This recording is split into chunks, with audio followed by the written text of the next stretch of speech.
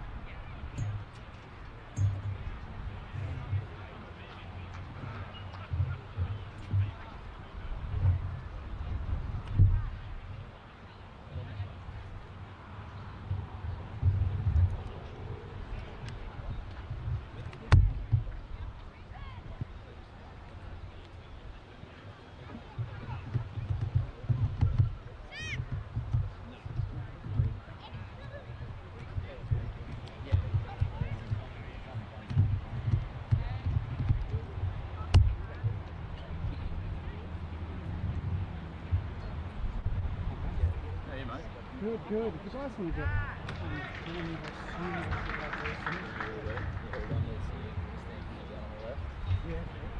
probably need to have mine down at some point with the because I'll be a bit fatter, especially this week, so whatever on that one is, just maybe knock 10% off. See how we go.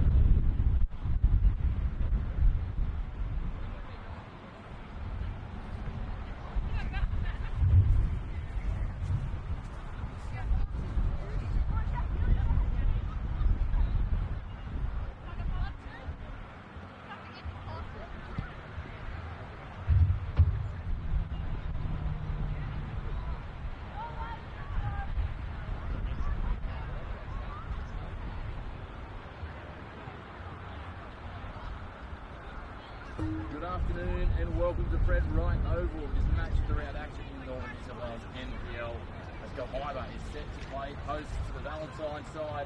Both sides coming off a huge win 2 weeks ago, and of course the bye round last week with Easter. Everyone resetting and refreshing. What can these two sides do? Still making sure they're trying to stave off the possibility of relegation, but as we've seen in other results this weekend, anyone can turn up on their day and get the job done. Chris McPherson leading the call today alongside me is none other than Matthew Butner. And Butte, speaking of teams getting a win, your Western having a good win against your old club yesterday, lent the Jaffers. Yeah, no, it was a good win, good conditions yesterday. And, hopefully for Western and myself, just start a bit of momentum. We're getting into the middle section of the season now, and I think, getting that consistency is important. And I think everyone in the league as well is getting a feel of, where everyone's at. Again, we've talked about this a couple of weeks ago, how competitive this year's going to be. And I think these two sides today, they're coming off two really important wins, two good wins as well. And I know both teams have got 3 points in sight.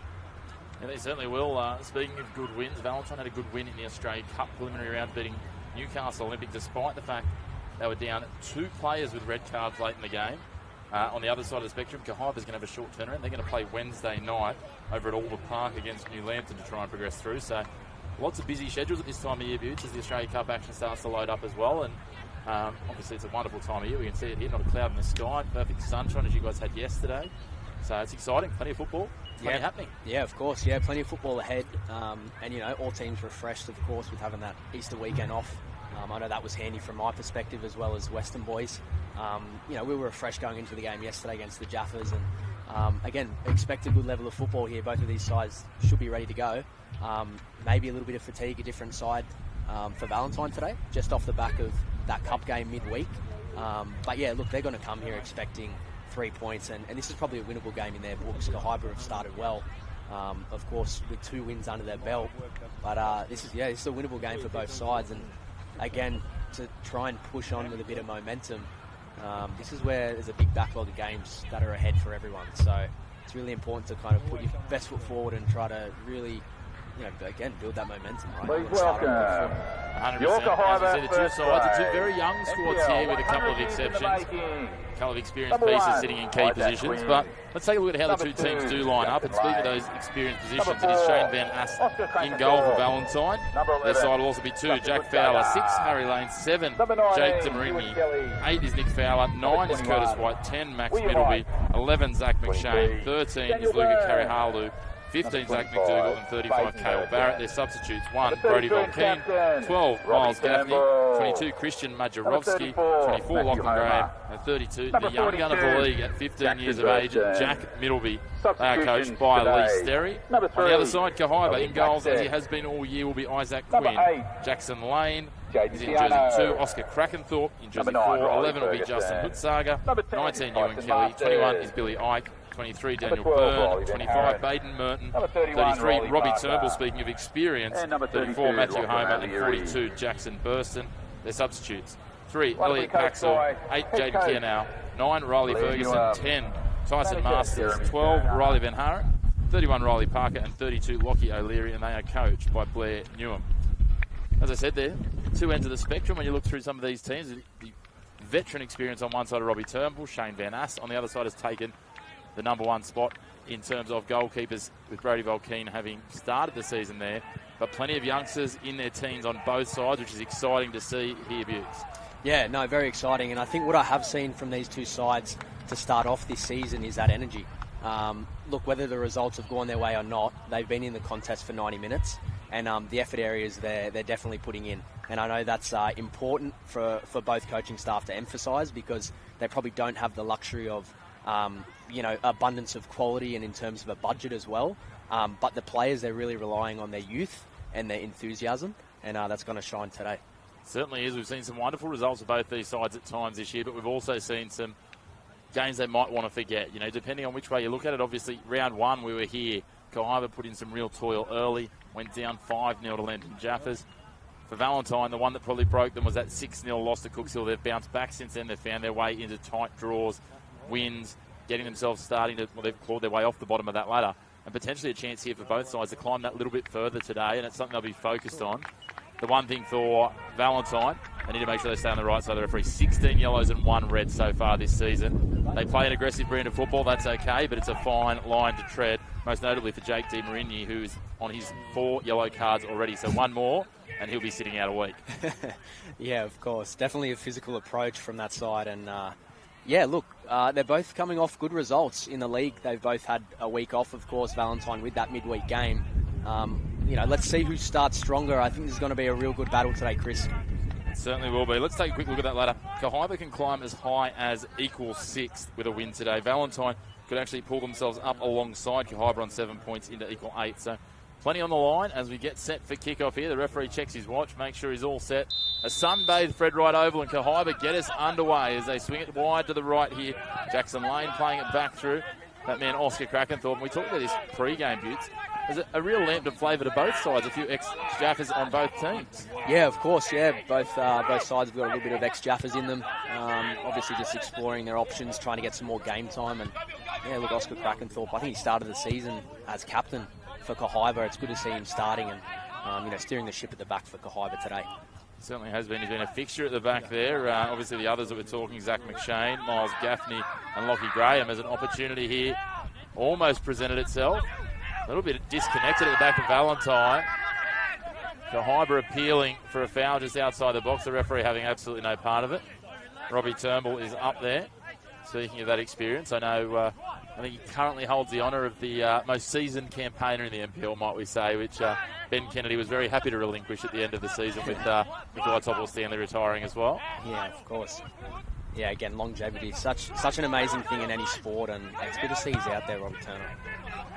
Certainly great to see them doing it, as we see pushing down Karihalu, who's one of the 3 goal scorers so far this year for Valentine. They will be aggressive, they will be physical, and they back their defence. The referee calls a free kick going away there. Robbie Turnbull not happy with that. I think he wanted to play some advantage. Just checking the ball, saying it's a little bit flat. Asking Oscar Krakenthorpe's opinion. Well-regarded opinion. As you said, he's obviously well regarded as a footballer. The fact that when Robbie Turnbull was a late scratching for that round 1 clash, that they went to such a young man as Oscar Krakenthorpe. You spent time with him at Lambton, and I know just from conversations I've had with him around the game, he's probably a little bit more advanced than his years might suggest sometimes in his footballing conversations. Yeah, for sure. No, he's one of a kind, but he's a great bloke on and off the field. I've got plenty of time for Krakenthorpe, and like I said, I'm happy he's back on the field getting minutes, because I think he probably deserved a little bit more last year. Didn't get his opportunity, waited his time, and look, he's had to go elsewhere, which many players do. Lofted ball down, looking forward for Curtis White there. The interesting thing when you look through Valentine's games, as I said, they've started to build a bit of a run of form, but even in that run of form, a lot of reshuffling of the deck chairs, if you will. I feel now we're into round 7, and they're still yet to have a consistent 11. It's normally 2 or 3 changes each game. We've seen that again today with Nick Fowler coming in. So it's a balancing act, and it's a tough one. And trying to do it with such a young squad and trying to get them to perform consistently is a big ask, but when you've got someone like Lee Sterry with all of his experience in the coaching sphere, it's there's not many better mentors and that breadth of experience across the years, including coaching in the NSL previously. Well, yeah, that's right. Like, I guess if you've got such a deep roster of players and you've got so much movement, man management's so important, right? You want to try and keep everyone happy, and he's got that at his luxury to have players roll in and out of positions, and I guess he's just trying to find his 11. Certainly is. Let's have a look here. Kelly floats it into the box.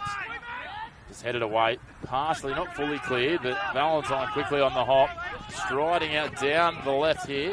Opportunity, can't quite control a heavy touch, and Krakenthorpe gets on top of it. It was a good run from Curtis White out of his own 18-yard box. Both teams just not quite hitting those targets in terms of passes. Sometimes their own players getting in the way early, but we'll see what they can conjure here.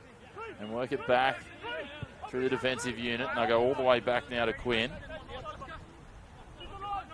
Quinn just asks them to calm it down and slow it down. Take time. Almost 4 minutes gone here, and a little aggressive the defending there potentially from Nick Fowler, and the referee agrees. There's the ball, a telltale sign. They come now out wide to the skipper. Just a little bobble there. That was an awkward bounce for him. There might just be a few uneven patches out here on the new surface. Yeah, there is a little bit, and it's the first time I've been here, Chris. It's quite a tight field in terms of width, so lengthwise we're looking fine, but you've got to utilise the width for both sides here. It is quite a small field, so it's going to be interesting how Valentine approach this. It is interesting. It's interesting if you're Valentine too. About they like to play a physical and compact style. Is there a mistake here? Opportunity? Can you get to the outside and get it away? Good defensive work there. In the end, Harry Lane, the skipper, just deflects it away for a corner. You just wonder if he had been able to control that a little better. Billy Ike, could he have got a shot away with an open net? Yeah. That's a cardinal sin from Shane Van Ass. Yeah, really, really big chance. Potentially missed there, but a risk that probably shouldn't have been taken as well from the keeper. Just looking now as they get set for this corner. Not a lot of height for either side, but certainly Kahibah probably a couple of inches shorter in nearly every key matchup here. So we'll see what they can do here with Ewan Kelly. Floats it high towards the back post, and that's well taken. Van Ass reads that and gets out, 2 hands to it. Nice and clean at the top of his 6-yard box. Happy to roll it out and play it out, and they go down the right flank. Transitioning through, trying to get the win on the foot race is Karahalu, and he does get to the outside. Has he got a teammate there that he can find? Scrappy in the box, prodded in. I think that's, goal kick. Must have been close to the byline the last touch. Yeah, good little breakaway down the right side there, and I was just talking about maximising the width. It's just isolating that player one-on-one. Certainly, as we get a heavy touch out wide now from Matt Homer, sporting that new look from when we saw him in round 1. I'm not sure if you call that the M&M hairdo or... Yeah, we can go with that. So, each their own. Rocks a look that they need to as they come along now. Karahalu trying to get up, but Krakenthorpe gets over. Gliding. Karahalu wins that one. Claiming some contact on his head. I certainly didn't see it. It was right in front of us. Challenge there. Kelly trying to get away. Spins one way, spins the other, leaves it behind, and Di Marini comes out with it. Working it around and trying to play back through the centre backs. Both sides playing at a pretty hectic pace early here, Butts. Yeah, there's some serious intent from both sides. You can see them both pressing when they need to, making challenges. No one started slow here. They know how important a strong start is. They certainly do. I tell you what, they're trying to, what they might call, keep the referee honest, but we've had the good fortune of having this referee on a number of matches around the last couple of years, and I was saying to Harry Scobie, who calls a lot of these games with us, for mine, he's one of the best in terms of just keeping a cool head even when the players are coming to him aggressively. A young man on the rise, I think. Certainly got a few really good young ones coming through Northern New South Wales. Yeah, I'd have to agree with that. Turnbull drives this one in towards the back post, headed well, but the offside flag goes up against Jackson Burston. He thought he had it. Thought he'd nailed a goal to give them a crucial lead here on their home turf. Assistant referee, absolutely zero hesitation in putting the flag up in perfect position. Yeah, Jackson Burston, hands on his head. Unfortunately, not to be. Great delivery. Wonderful delivery. All the experience of Turnbull. Right on the money. And it would have been pretty close as well. Can't see the line directly here, but that would have been pretty good if that was to go through for the home side. Already 2 goals to his name this season, Jackson Burston. On 3 Kahibah players with goals to their name. See now they're trying to work it through. Of course, that win over Lambton was courtesy of a 1-0 own goal. That cost the Jaffers the points as Quinn takes that cross quite easily. And again, I don't know if we'd call it rushed, but it just feels like they're both trying to really push the tempo, maybe a step beyond what they might need, but it's seen across the line there in the end by Zach McDougall. Yeah, it's almost started like a bit of a reserve grade game, a little bit back and forth at the moment. But again, we know how important it is in this competition for leg speed and enthusiasm, and I think both teams have got that. And they proved that the weekend before Easter, getting those 2 wins. And yeah, look, I think they've both started on the front foot here. They definitely don't want to come out slow, and they haven't. No, they're not leaving any of us dying wondering. They're throwing themselves into the challenges. Plenty of gusto. So not a dull moment at the moment. Out there as now Jackson Lane plays it forward. Harry Lane, sorry. Ball out of play. The referee gets that one right as well, as throws taken by Cale Barrett. Goes back to Lane. I probably think this field gives you an opportunity for both sides to press as well. It's not so wide, so once that moment is triggered, I guess you can really send boys up. Angle there. there, both players grabbing jerseys. The referee happy to let them both go if they're going to give as good as they're getting. It's interesting watching some of the games that have been played here, and Kahibah certainly a lot of natural tendency in that first game against Lambton to just try and almost loft it forward and find those balls. I know you've got some very good exponents of this at Western, but your centre backs and outside backs, when they can just launch that ball diagonally and pick out attacking players exactly like that, but didn't quite hit the target. It seems on these narrower fields, if nothing else is presenting, that's almost the option. Yeah, no, exactly right. And I'd probably have to say the home side as well as a nice ball sweeped out to the right. I'd have to say the Jaffers, although they won 5-0, there's definitely some opportunities early in the game for Kahibah where they probably did have a chance to press up, maybe nick 1 or 2 goals, which of course didn't happen, but I think that just is a testimony to this field. I guess it's a different approach that you might have to take when you're coming here to take on Kahibah. Kelly goes clattering into that challenge. Some of the Kahibah players throw their arms in the air wanting a foul, but the referee says play on. White out wide on the right. Can he loft it into a dangerous spot? He does, but it curls away from his 3 attackers in the box. Ike now will put on the afterburners down the outside. Drops it in here. Now floated out, trying to get it in behind. Defence have to be alert. Opportunity here. That's a foul in the box. That'll be a penalty. That was as clear cut as it gets. The Valentine player attempts to raise a protest. He'll get a yellow card for his efforts. But that was pretty clear cut. Yeah, no, definitely. It's good play from Kahibah there. I actually thought maybe it would have been a better opportunity to put the foot on the ball and control. They decided to use Jackson Burson, who just come off the line, played a bounce pass back, and it was a bit of a sweeping play out to the left. And yeah, it was just a positive play again, attacking into the box, and it's forced a foul. I think it was a little bit of a trip that ended up probably denying him a shot. And yeah, I think the referee was exactly right with that yellow card penalty, and the home side's got a great opportunity to go 1-0 up. Certainly do. We'll see what they can conjure here. I think it said it'll be Daniel Byrne to take the penalty. An opportunity here for Kahibah to get the leg up on home soil. Byrne strikes it down right. Van Ass wasn't far away, but he gets the scoring open. That's his 3rd goal of the season for Daniel Byrne. The 2024 and 2025 Northern League 1 Young Player of the Year. And Kahibah lead 1-0 here after, I don't know, about 12 minutes or so. Yeah, quick goal to be fair. Again, really positive lead-up play there. It has been a little bit back and forth to start the game, but the energy from the home side has been exceptional, and they've been rewarded early as well. I think the player just confirming that won the penalty was a number 19, Ewan Kelly. Yes. Yeah, really positive play there from him, just forcing a foul. And again, Valentine... That was what you talked about too. He pressed up because Valentine got the ball from the loose pass, and then he just pushed up and continued to press and took it away from him because they weren't paying attention. Yeah, that's right. Yeah, some serious intent from the home side here, and it's been rewarded. Certainly has, and we'll see how Valentine respond now. Harry Lane looks a little excessive, but the referee says play on. Jackson Bursting gets away with that one. Now driven forward, just trying to thread the needle through that defensive unit of 4. And they push it wide now.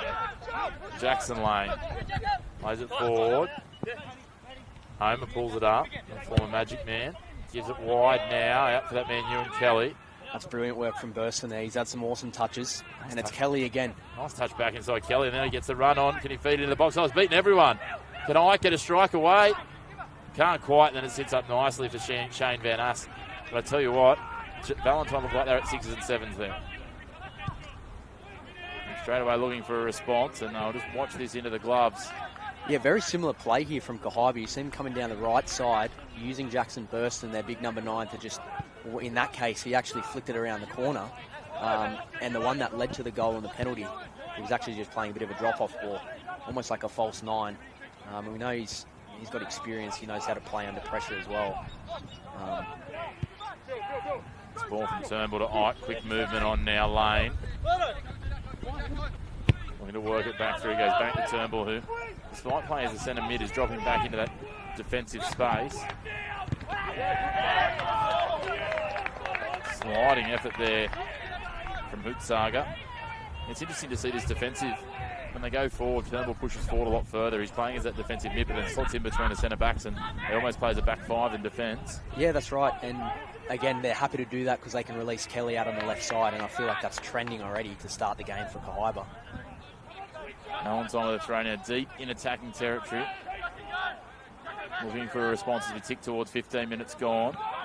Heavy touch there, not where he wanted it for Max Middleby. We talked before about obviously younger brother Jack being on the bench. Two players that are reasonably highly touted coming through the systems, and we've seen some glimpses from them. It's hard at those young ages though to consistently be at that top performance at this NPL level. It's not a standard to be underestimated. Yeah, of course. I mean, credit to him at 15. There's not many 15-year-olds that are playing first-grade football anywhere, let alone in this competition. Exactly right.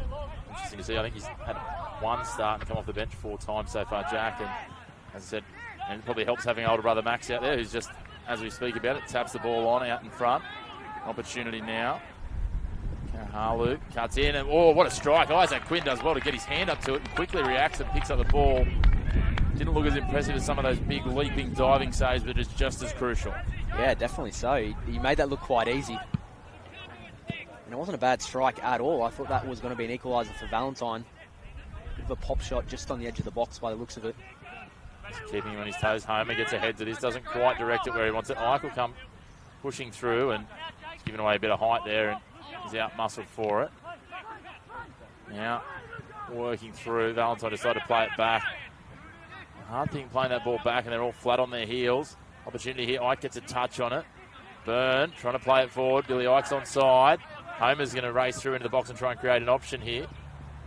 A press up hit defence, and that's a good tackle in the end. It wasn't exactly textbook, but it worked out from Di Marigny. And Valentine will get the throw. You talked about Valentine having 16 yellow cards already this season, and I've already noticed that they're pretty happy to hit the deck as well to make a challenge, and I think they've got to be really careful when Kahibah are driving into the box. We already saw Kelly go down for a penalty. It almost looked like that was going to unfold into another one. It's cracking what plays it back. Yeah, it's interesting, isn't it? You can understand. And we talked about these two are, I think, without running the actual average ages of every squad, it has to be close to, if not the 2 youngest squads in the NPL this season. And you can see Lee Sterry wanting to put a bit of aggression and mongrel into the side, but it's a fine line to tread. You don't want to be bullied as a young team, but you go too far the other side, and unfortunately, as much as referees, and they do a wonderful job, they try not to come with preconceived ideas. If you know a team is playing that style and they're going in a lot, you're looking for those pieces of contact, you're watching for them. You're not maybe prejudging it fully, but then it gets to a point of, if they come in and someone comes spilling out, that sometimes the question mark's going to be sitting there in the back of your mind as to whether, that might be a yellow card. Yeah, of course. So you played against lots of guys, Beauty, that's going to be their MO, and as soon as they go into a tackle, even if it's not that bad, straight away you're looking to the referee as well. There's an art form to that as well as a player on the receiving end. No, that's right, 100%. You want to name names? Or no? I'll leave it at that. Valentine now working back through their captain in lane, Harry Lane that is, because we've got a lane on both sides, a Harry Lane and a Jackson Lane, both playing the defensive lines for the two sides. And Kahibah will get the throw here, and here comes Jackson Lane to take the throw. Again, Kahibah just being rewarded from pressing. Valentine trying to find a way out at the moment. They've been forced to go direct. Lane pops it back to Homer. Homer, nice little turn, looking for options. Turns away again now towards the byline. Slipping over. Barrett trying to defend him. He pops it into the box, but there's no runners there. I think that was a little bit more optimistic than intention-based. Yeah, just put it in the area, hang it up, back stick, see if anyone's there. In that case, it wasn't, but again, you're putting balls in the box. At some point, there will be someone there. So he cut one right in front of the referee. Just sensible from Jackson Lane, really. There's a little bit of a breakaway starting to build, and he just gave enough of a nudge to break it all up and let his team get reset. Selective fouls can be such a key weapon. Di Marigny decides just to play it off now to Fowler. Now wide, you can hear the goalkeeper scream into Daniel Byrne to go. The lofted cross, a little too heavy, and race away into the shade that bathes the western end of this ground. And having a chat with social media extraordinaire, graphics designer, photographer Grant Sproul before. It is not unique, but it's always interesting when you see a ground running east to west. And it's not quite directly east to west, rather north-south. It can create some challenges with the sun, certainly as a goalkeeper. As we look at Shane Van Assen, he's got the hand visor up. Yeah, that's right. Yeah, and he's going to have to deal with that for the rest of the half. It is interesting. You don't see it. It's a little bit ordinary, but it might be quite challenging in the early parts of the second half, to be fair. As that sun just sits until it drops behind these trees. And it is the one thing I like here. It's got a somewhat unique ground, so surrounded by bushland, despite the fact that we've got an expressway right behind us. There's just that tree buffer that sits on three sides of this ground, which is really nice. And now Valentine trying to fight their way forward. Trying to find that equaliser.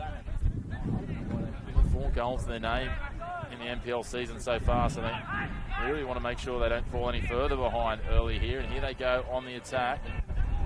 Well defended down, doesn't quite go across the byline.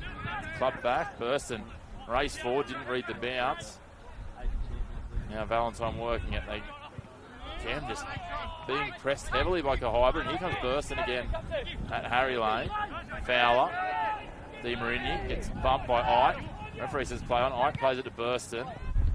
Sliding in Di Marigny. again, Kahibah probably just rewarded winning the ball back off a little bit of a pressure up front. And you called it a little bit earlier in the game, but when Valentine's in possession of the ball, it looks like Kahibah almost going into a back five.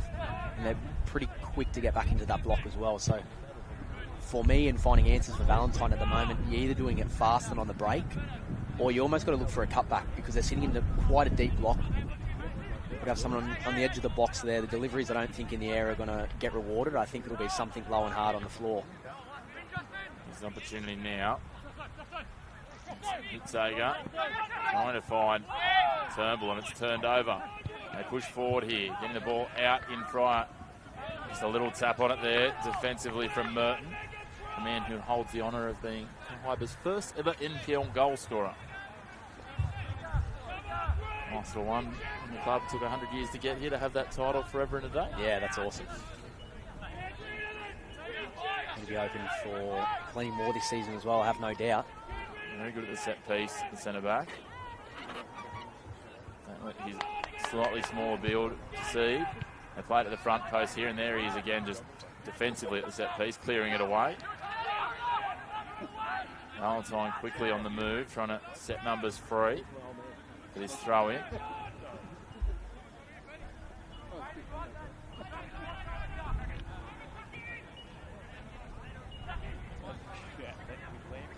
The long throw into the box, the lottery ball. Falls to Ike, who plays it forward, looking for Burston. Burston thought Di Marigny was going to come away with it and just didn't read the ball in the end. And here come Valentine sweeping it through their back line. I go to their captain in Harry Lane. Lane switches it back across to the right. Dougal plays it forward. Working now, McShane back. Here comes Ike pressing. Certainly got plenty of energy with that press to Kahibah. I don't know how long they can maintain that for as we hit the midpoint of this first half. Well, yeah, they're just sliding left to right at the moment, sitting in a 4-4-2 block. And again, if Valentine are going to do that all day, they're happy with it. I think Valentine need to go through the middle and quickly. And then that's when you go outside to your wingers. Once you exploit that midfield, if you're playing a 4-4-2 with two midfielders, I think Valentine have got a crafty midfield in there. They've got three players that are good on the ball as well, full of energy. If you get early ball to them, you can find your strike players up front. Here's Nick Fowler on the ball, looking likely. Carving his way towards the edge of the 18-yard box. It's deflected down. Merton just gets it cleared away. A boot back from a Valentine player. They sit it in for Di Marigny now. He's got Barrett wide on the left if he wants him, but he plays inside. Gets in a tangle and loses his footing. Out in front of Barrett. Can he track it down inside the sideline? Yes, he can, says the assistant referee, but he turns it over. And Jackson Lane comes away with it. He plays it down. Ike. Homer back inside. Ike couldn't quite get there. Turnbull racing down for Fowler. Gets the boot on it. Spills friendly. Now, Homer's in a foot race with Barrett. Can he get to the ball? Or will the ball win out across the byline? Three-way race.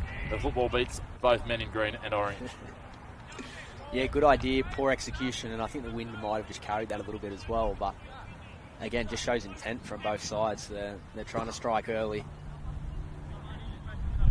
As I said, I don't think either of these sides, despite where they sit on the ladder at the moment and Valentine's meagre goal-scoring record so far this season, I don't think either of them are going to die wondering today. I both see this as a gettable 3 points, even Valentine behind by a goal after almost 24 minutes. Yeah, I agree. And it comes from nowhere. I think in saying that as well, Chris, at this point of the season, like obviously this being round 7, I think both sides, the way they've started, probably still think they can, definitely be in contention for finals football if they get on a run. Well, we've certainly seen that with teams. We saw Bellswan yesterday get another win, which is such a key one, and then you have a look at them now. They're nipping at the heels of the likes of an Edgeworth they beat yesterday. That said, 2 results go the right way.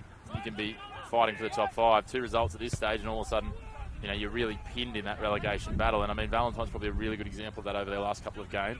They've started to claw their way up the ladder, but again, a couple of off weeks, and they'll find themselves right back down there with the Rosebuds, who are trying to carve their way off the bottom at the moment, and we'll be eyeing off the next couple of weeks, including a clash that I do really enjoy calling the Anzac Clash, which you'll be involved in this year, Butts. Yeah, super exciting. That'll be on the 25th. Oh. Opportunity here, ball taken away. Oh, and he's pushed it to the left in the end. Daniel Byrne could have had a double inside the first half. He just tried to place it into that bottom left-hand corner and wasn't far away. He rattled the outside, grazed the outside probably more, hitting me off the post. I think he just poked at it, Chris, to be honest. I think he poked his toe at it. Probably would have wanted that moment again, and it was kind of out of nowhere, a little bit laissez-faire from Valentine playing out, and just got pickpocketed. Could have easily been 2-0. It actually caught us off guard as well on the commentary. It's twice now, though, that they have been just caught sort of napping, and once it's paid dividends for Kahibah, another time it's nearly paid dividends. There's been a couple of other ones just further out of the 18-yard box where they've been caught but had enough numbers. It's a very risky manoeuvre, and you've got to be paying attention and alert here. Karahalu gets past 1, gets past 2, gets past 3, gives it on to Fowler. Turnbull comes flying through. He only knows one way to go at the ball, and that's at 100 miles an hour. Homer now, double team. Works around the outside but can't control it. Last touch coming off Valentine.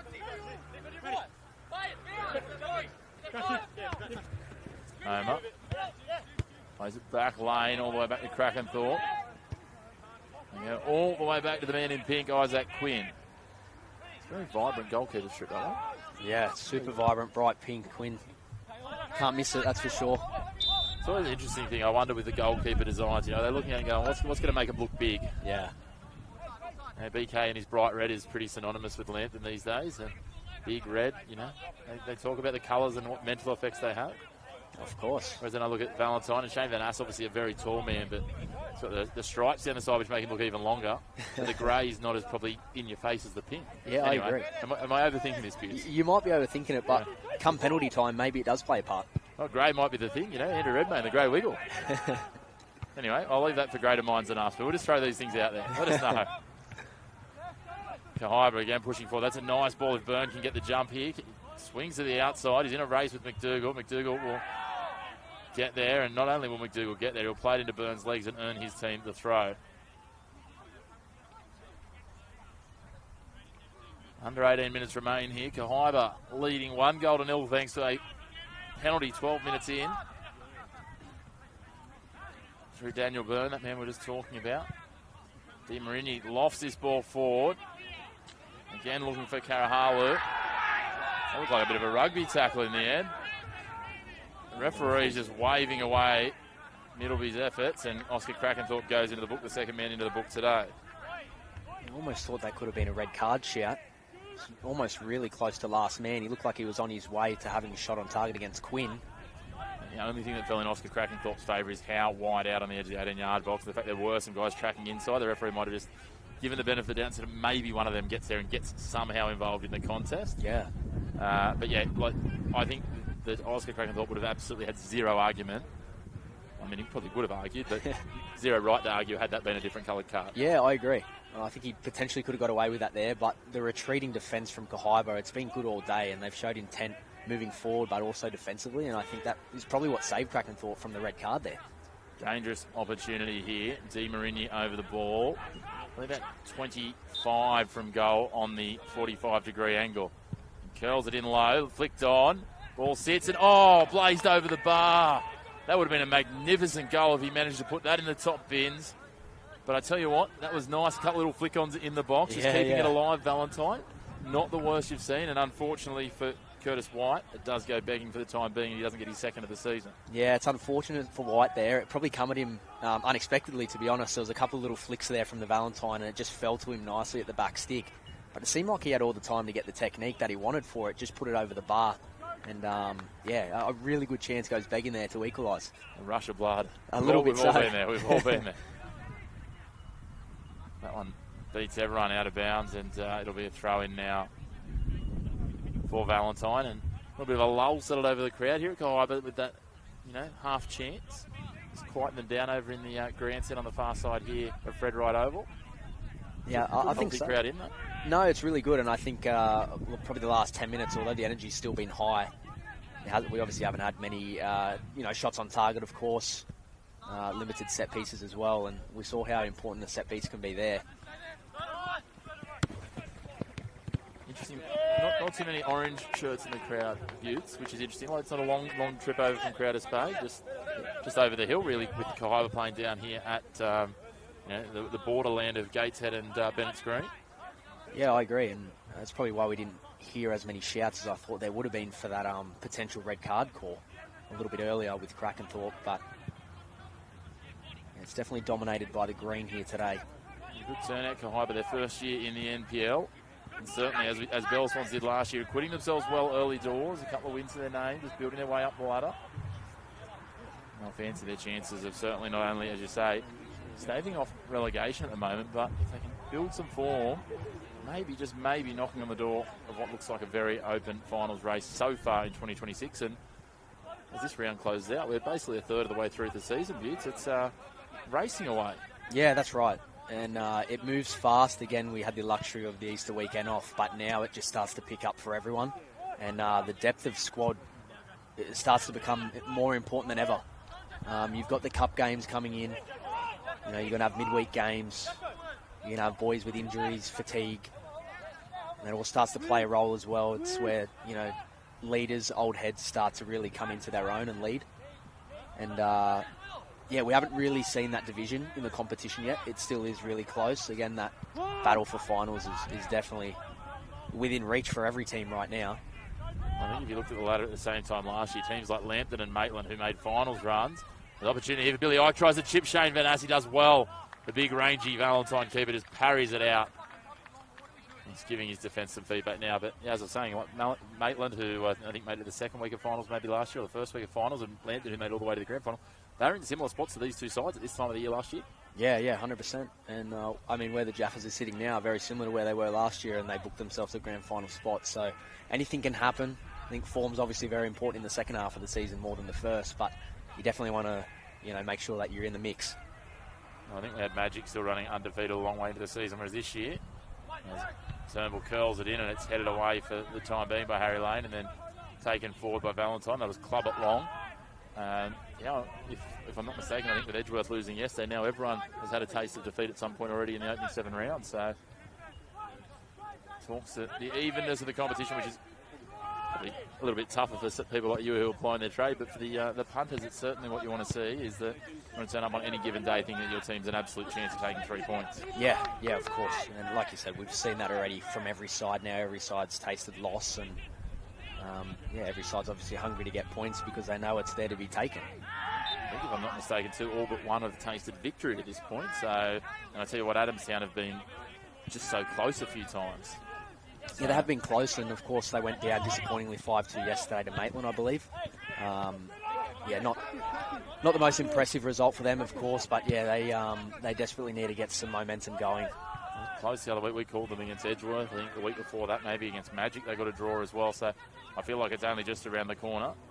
Well, that's right. They were pretty impressive on that tough night at Friday. It was a Friday night game at Lake Macquarie, and the wind played a big part as well. But they definitely have some players that can hurt you. And so Middleby now back to the action here. Just over 11 minutes remaining till half time. Plays it out wide. Again, you just see that block for Kahibah now, Chris. Really disciplined, sitting deep. Heavy challenge there, but bounce out of by Middleby. Plays it forward now to Fowler. On to Turnbull. Takes it away. Look, fairly physical. A few Valentine players more interested in arguing with the referee than getting on with the game. Burston here. Harry Lane getting very cosy in there. If they get any closer, Harry might have to buy him dinner. Back to Krakenthorpe. Again, really good work from Burston there, and You know, he knows his role playing up front for Kahibah. He's going to be isolated, but if he can hold up that play and wait for support, as you can see there, Kahibah, when they're defending, they're sitting 8 or 9 players behind the ball, really disciplined, staying in a tight block there, and then they'll release Burston and try to get support. Eagles of recent years, isn't it? Yeah, really similar. And it all comes down to that discipline piece. We've talked about it a couple of times with Edgeworth in the last couple of, last season notably, is that, and we probably didn't quite see as much of that against Adamstown. They look a little bit less settled. But if you can do that, it just makes you so hard to play against. Yeah, of course. And defence wins you competitions. And look, put aside the 5-0 loss Kahibah had in round 1, they've actually been quite sound defensively since then. And even breaking that down, I think, for probably 55 to 60 minutes of that. And again, first step, all the occasion, all of that. Losing one of the guys who's clearly a key piece in the man who just pushed that ball forward after the foul was given, in Turnbull, in the lead up to their opening game. You see the cog that he forms in. He's essentially the centrepiece of that defensive block. He's orchestrating it, and as the old head too, probably the man who's keeping the discipline to it. Yeah, of course. And a role model is someone to look up to. It's so important in a side like this who is tasting their first grade football in the top flight.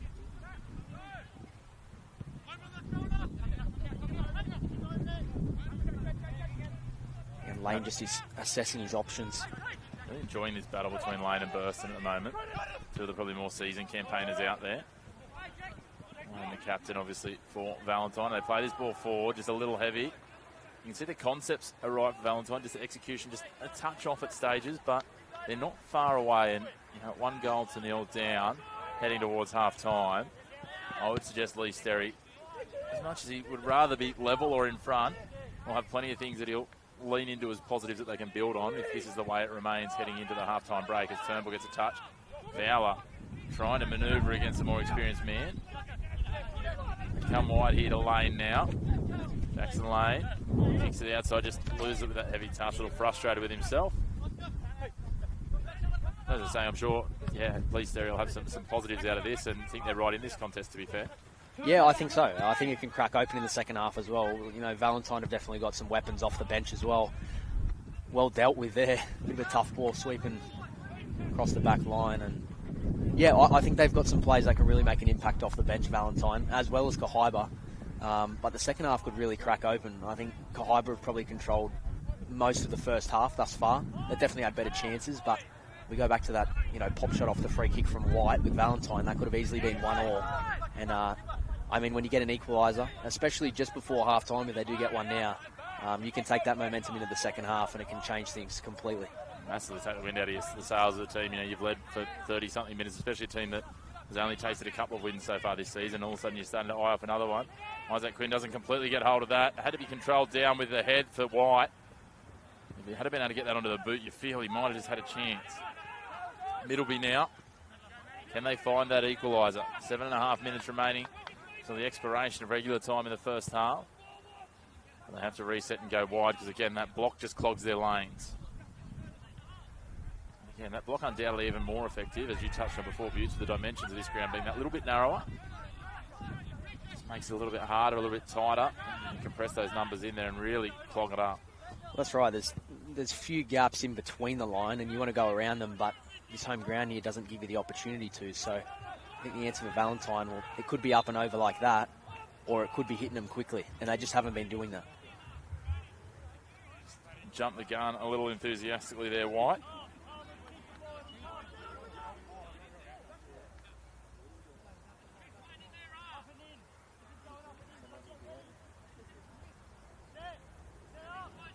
Looking forward to taking your stead in a couple of games over the next couple of months. He's actually the man with the coaching badge for Kahibah.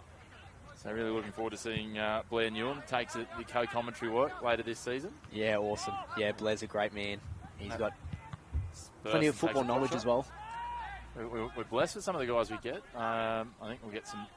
Your coach maybe a little bit later in the year, Damien Zay. Yeah, I know Damien. He was going to be doing a lot more until he stepped in and admirably took that on with Q Yallians and the family commitments he's had to go and adhere to. Yeah, that's right. Yeah, I know he definitely wants to. He loves his football, Damien, and loves seeing how this competition unfolds through the year. It's just wonderful, like, yourself included, that we're getting these guys who are active in the competition. So, well versed in what's going on, able to.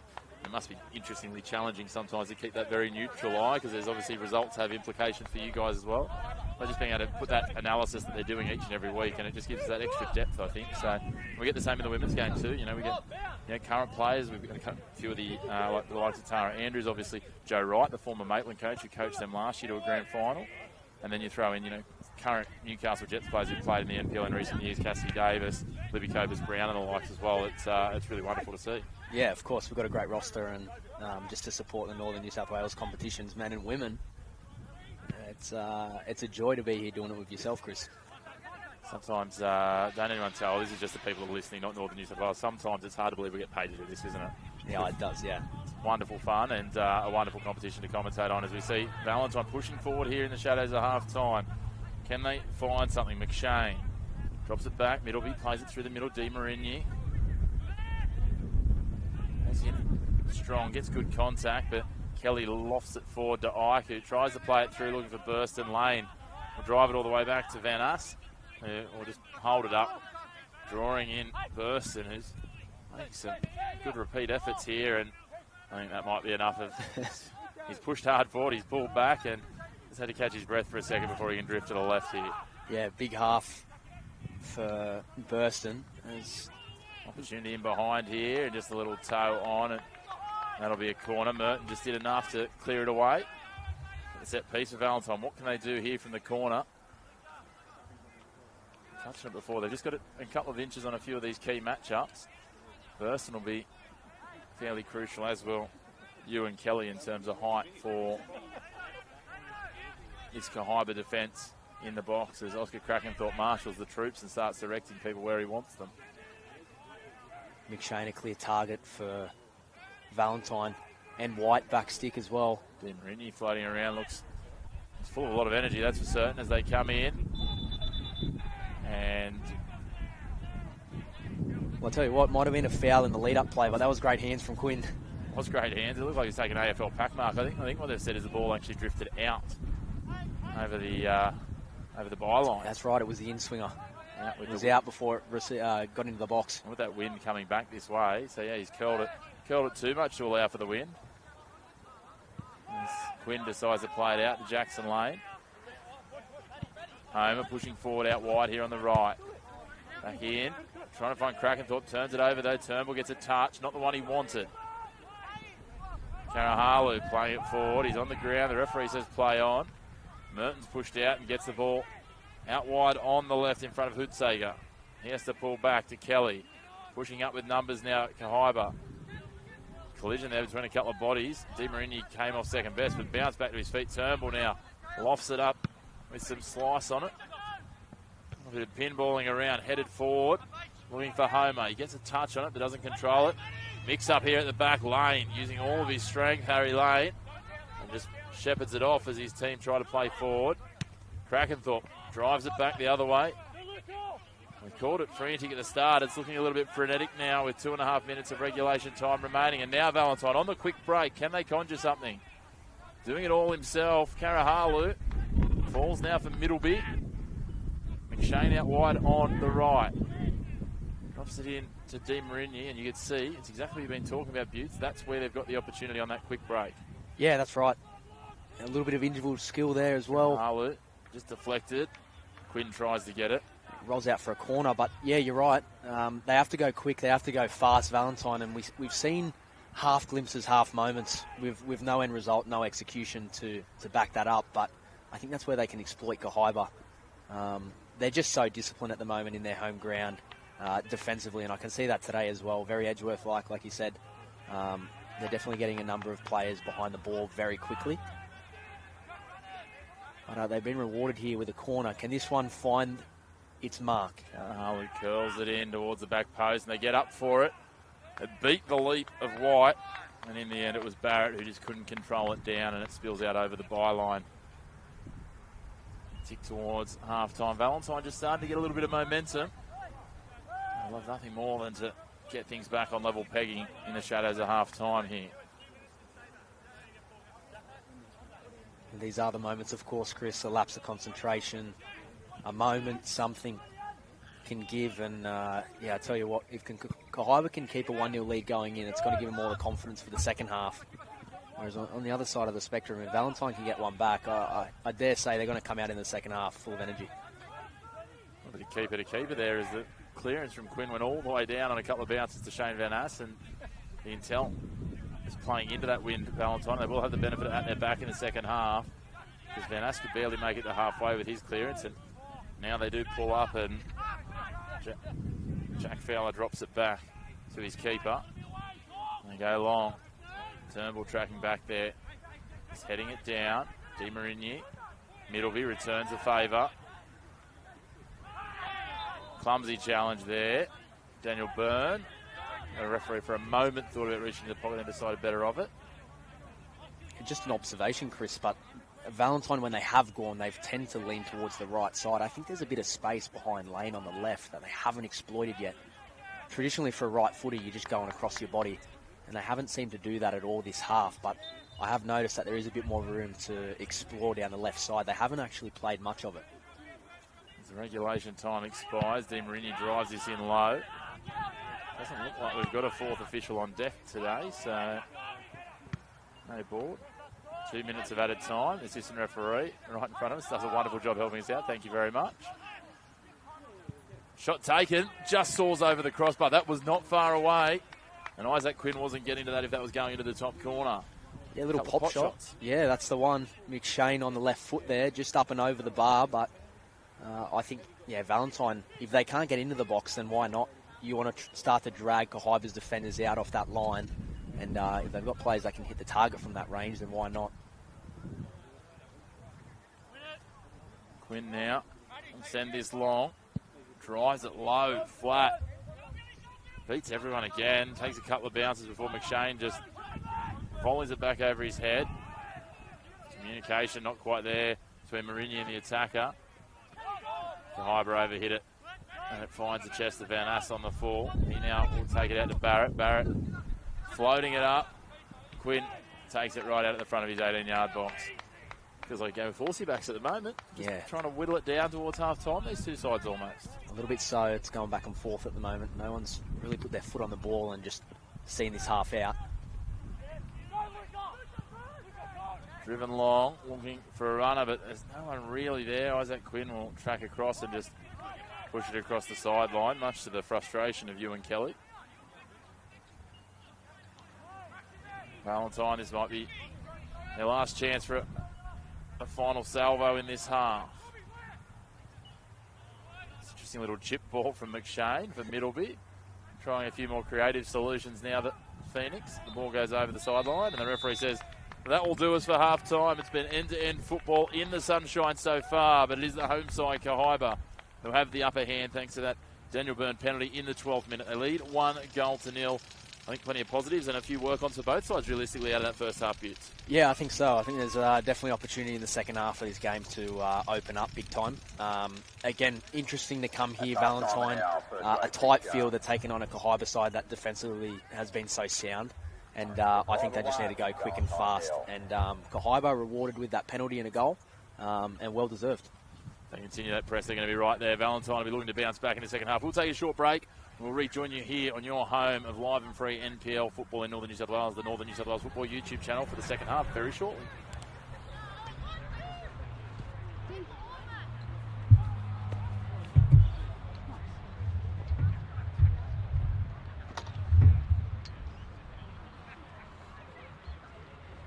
There's only one Middleby on the ground, isn't it? The other one's on the bench. We are in the half-time break. We do invite you to sample our Kahibah Cafe. Mate, hey. I've gotten close Food available. got close the last couple of days. I did too. Well, Chicken burgers, meatball subs, salad wraps. There was one yesterday.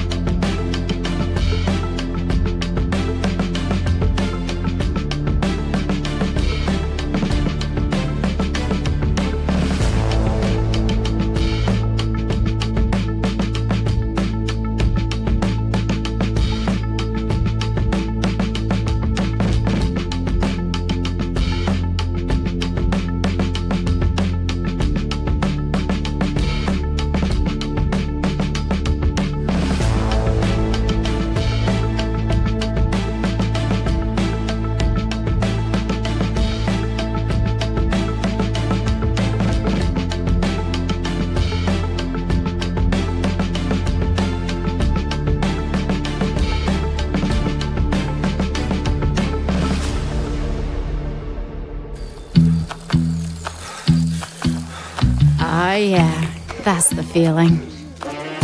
Progress. Momentum. Getting somewhere. That's what it feels like when you bank with Newcastle Permanent. With local experts and award-winning customer service. We're here for you, and we're here for good.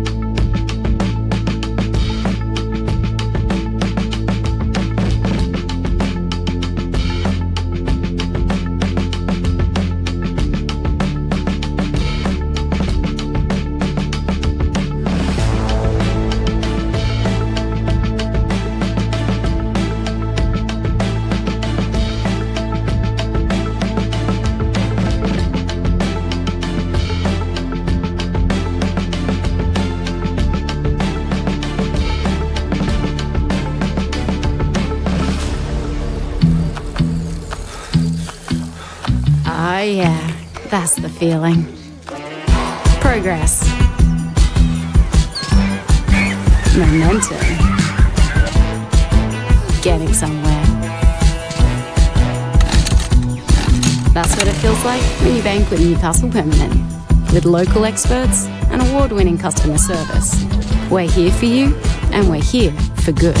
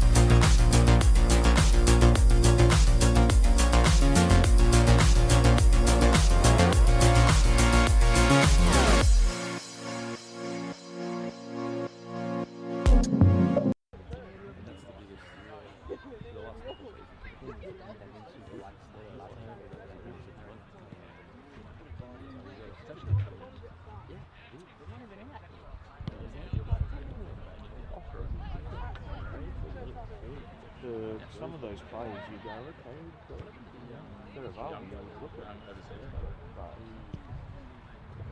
unfortunately you're going to get down there.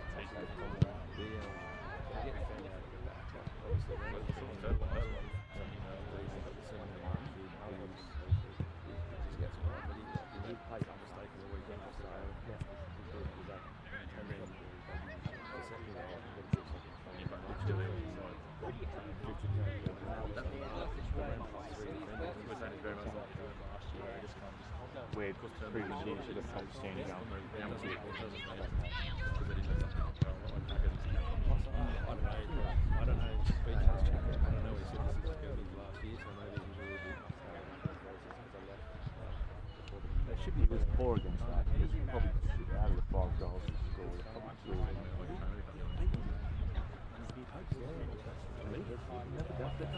He actually has man of the match every time we've played him. Don't know, he's come back from where he went overseas. Yeah.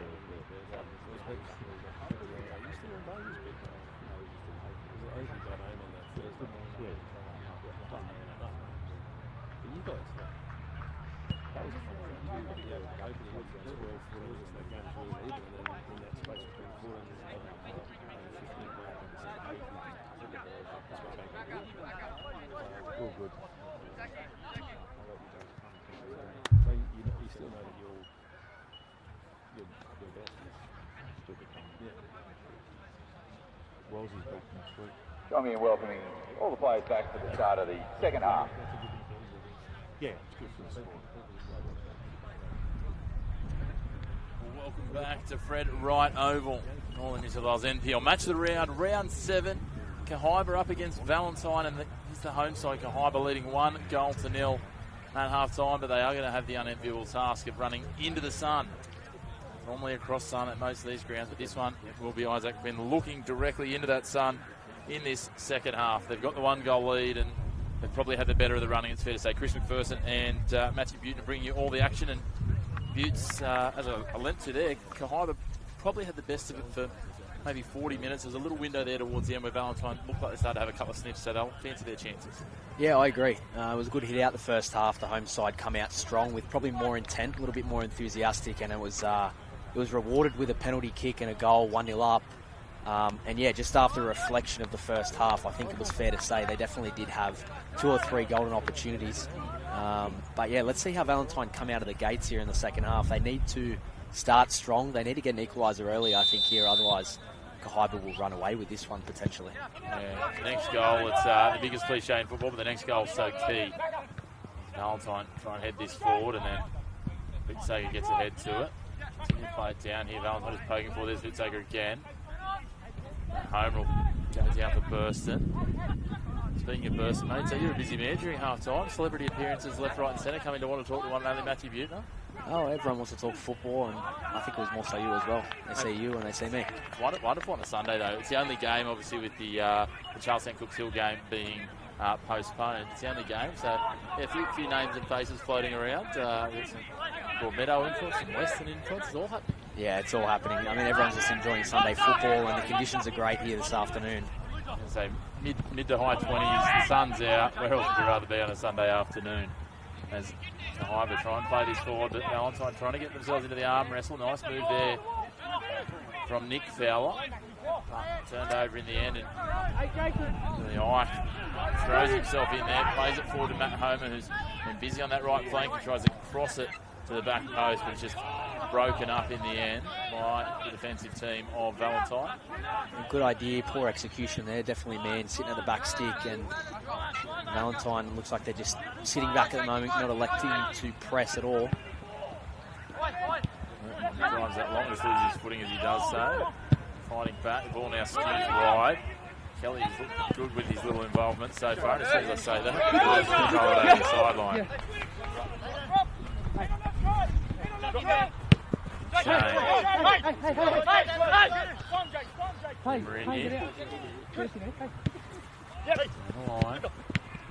Karahala, Demerini just cut the line cut off there. Smart work by Turnbull. So he's trying to make that second run and just crossed over his path to make it challenging for it. Burnell drive this long, and slices off the outside of the boot. Will end up racing away over the northern touchline.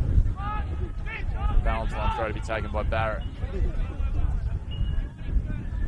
Similar to the first half, it's just starting with that sort of not quite fully conjoined directional play. It just seems like both teams trying to settle back into it. Yeah, just a bit back and forth again. A little bit of probing involved, a little bit of, some frantic passes. It looks like Valentine again just sitting off, letting Kahibah enjoy the possession here, and maybe Kahibah can enjoy a bit of possession here. It's interesting too. You can see Valentine sort of looking a little bit more settled in their structure defensively. And again, exactly what Kahibah did in the first half. They're dropping that extra men back to make a back five, if you will, as they're playing with the wind behind them. And I suppose it makes a lot of sense. If the other team's playing into the wind, it's going to be very hard for them to really go over the top. So make them play through you. Yeah, I agree. Opportunity here though for Valentine on the counter. Krakenthorpe gets a touch on it, prodded across the face. Got a hand to it there, Quinn.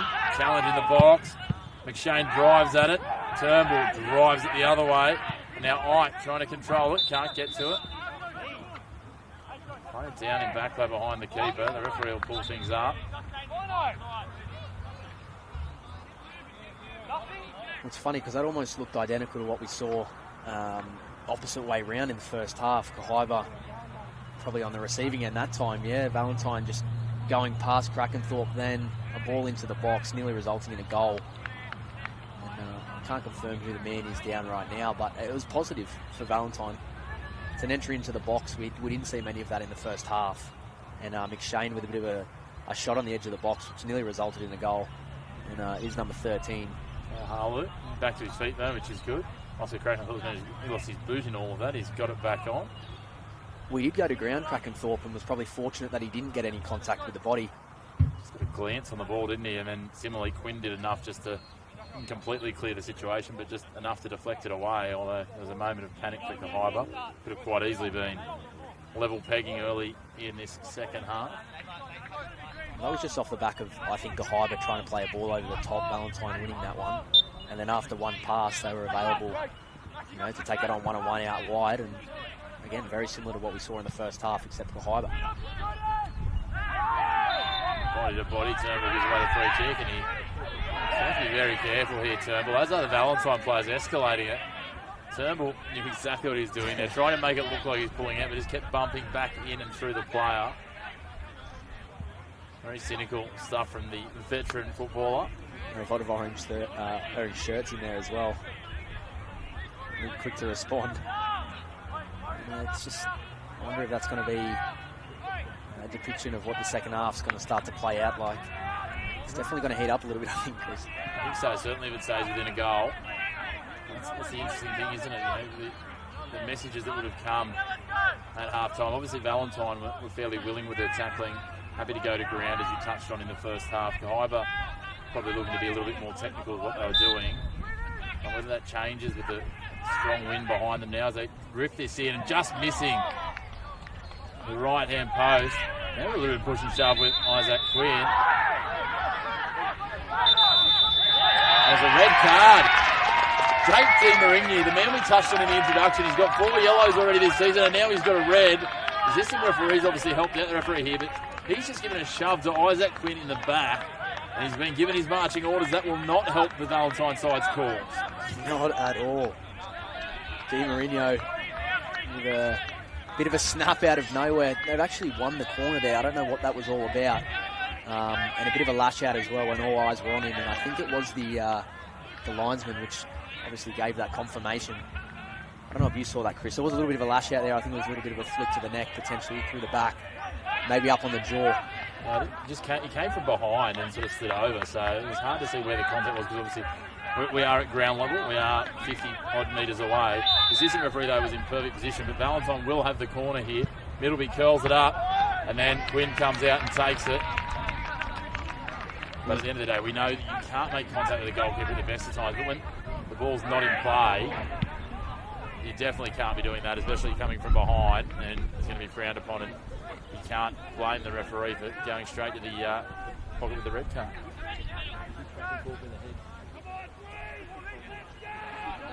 He's been told a little bit of contact before that as well on another player, so maybe Isaac Quinn gave him some feedback and then he's carried on with it from there. Drive it over the sideline, Valentine, into the home fans here on the, what, a hill, but it's more of a mound? Yeah, I'd say so. Yeah, a bit of an empty ball just over the sideline there, and you see the chance from the Kahibah boys as well as the crowd. That red card will play forever in their favour now as the second half resumes, and yeah, Valentine have got a massive uphill climb now. Certainly do, but not beyond teams winning with 10 men. We've seen it happen plenty of times in football, and I tell you what, if they were to come back and even get a share of the points, it could go a long way to really sparking their season. Backs against the wall, 10 men. They're the sorts of things that teams then build upon. They go down the right-hand side with McDougall, trying to cross it in. Krakenthorpe, hands tucked, gets it on the knees, and now Valentine come forward with a little bit of confusion there. I don't think the keeper was too keen on his defender taking that. Now bursts it, slides the ground, pops it out in front of the pace of Ike. Ike down the outside on the right, up against Barrett, plays back and then goes along the line. And it's gone over the sideline for throw. Again, temper's just flaring a little bit here. Valentine need to be really cautious because they've got no margin for error now. Down a man already. We'll talk about Hill discipline, Chris, and just see how this one plays out. It'll be broken up. Back to the keeper. That's 3 red cards in the last 2 games in a matter of a week for Valentine. Yeah, is it a discipline issue that has to be addressed? Maybe so. Especially when it's something like that. It's not a tackle. It's something of a different nature. You're really letting your team down as well. In a game that is definitely winnable. Certainly they're in a prime position, win behind them, only down a goal. With a corner to come. With a corner to come, exactly right. And they're the ones that have got to be frustrating for coaches as well. And yeah, as you say, it's interesting. It took see what the tone is that's set at the club and what the attitude is. It's no secret they lead the league in yellow cards. They've now got, through 8 fixtures played, including that Australia Cup game, and this game not completed, they've now got 4 red cards in total. This is prodded forward from Ike. Byrne just waited on it, and Valentine snipped in and took it away. But it starts to become a bit of a pattern, and you hope for Valentine that they aren't seeing more results slip away because of discipline. Ball played through, looking for Byrne, but the flag goes up for offside. Yeah, you're right. A physical approach, an aggressive approach means nothing if it's resulting in losing players off the field and suspension. So it's definitely something that Valentine and coaching staff need to look at and closely. Heading out from Lane, Jackson Lane that is. Contest Homer loses it after it deflects off Barrett. White pushing back. Sager gets it. Wasn't cleared well. Good work there, popping it out in front of McDougall. Can he find someone in the box? He does, but it's the wrong coloured shirt. And Homer will track back and try and get rid of this.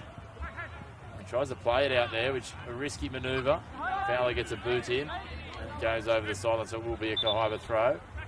We're going to see Kahibah making a change, interestingly. An early change for the men in green. Is it Oscar Krakenthorpe coming from the field? Looks like it. Krakenthorpe will make way.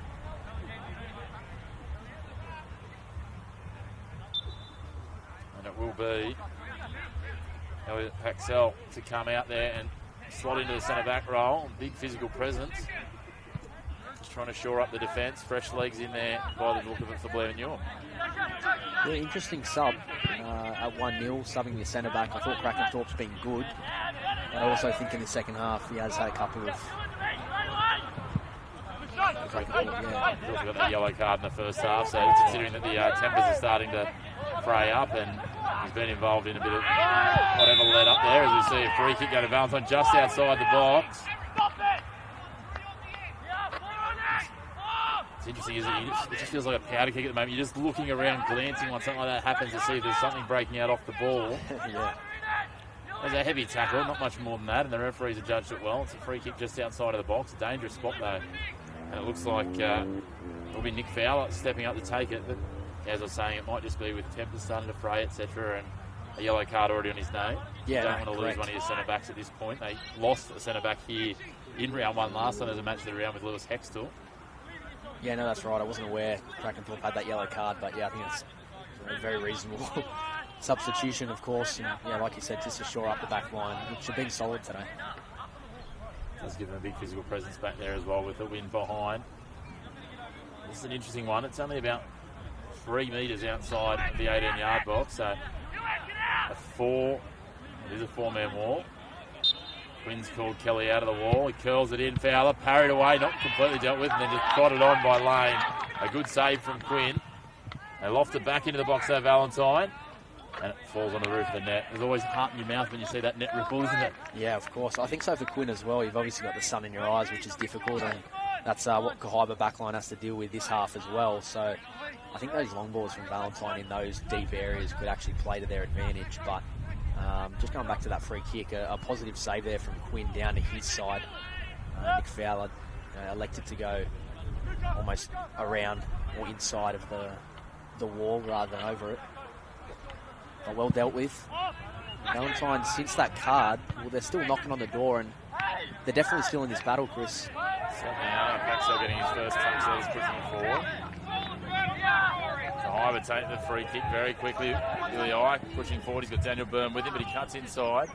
Feeding it on. Opportunity here for Burst, and under plenty of attention. He just lays on the ball, and now into the box for Ike. Can't quite get there, and so McDougall back there clearing it away. Slick little move there from Burst, and just laying on the ball, flicks it out the back, and almost resulted in a shot on target there. I don't know if that's going out for a throw-in or a corner. It might be a throw-in on the far side, and it's laying on the ball now. He's long into the box looking for Ike. He kind of looks like he's the one to conjure something. He's lively moving about there. It's a nice tandem duo. You've got the physical strength of Burston and then the dynamic movement of Ike there. It's a nice little match-up for a team up front. He's been really tidy today, Ike. Burston just plays it out now to Lane, who decides a little move on Fowler.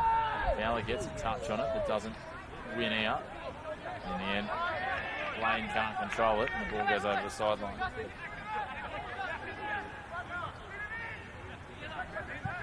Now, Turnbull. Interesting there from Curtis White. I'm always perplexed when players are more interested in appealing to the referee than going after the free ball. Yes, it was a clear-cut foul, but take the advantage. If you don't get the whistle, you don't get the whistle. Pulling up and asking him the questions is not going to help your cause. I agree. But anyway, Valentine get the free and they move on. Now Barrett puts it in behind Fowler, who's clattered into by Turnbull. He's taking no prisoners today. A 40-year-old veteran. Ball into the Fowler. Really inspire a lot of confidence there with the way he took that on into the line. Burston does well with a man all over him, plays it out in front. Byrne, a nice little touch back inside. Prodding it over the top, looking for Ike. Burston takes it down, almost his own advantage, but Fowler comes out of front.